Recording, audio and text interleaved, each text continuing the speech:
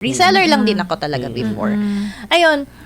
Ako kasi na-start ako for parang 500 pesos lang. Yeah. Nag-try lang ako. So, mag-a-advise ko sa kanila, kahit napakaliit ng puhunan mo, 'di ba? Subukan mo lang, 'di ba? Tama.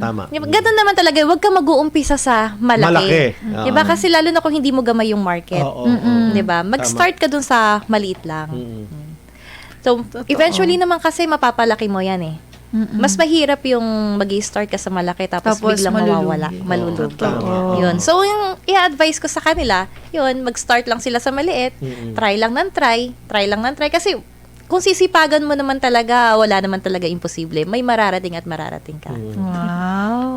Actually, nung nag-i-start ako, talagang ako lang yung naniniwala sa akin.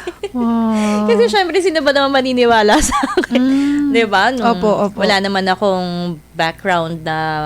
Ganda lang. Diba? Ganda. Artistahin lang si Ma'am. Oo.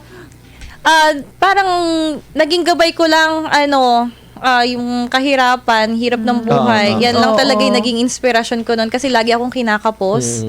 So, sugal lang ako ng sugal. Tama. Diba? Pero ang sinusugal ko lang yung kaya kong ipatalo. Yes. Ayan. Tapos try ulit. Try lang ng try.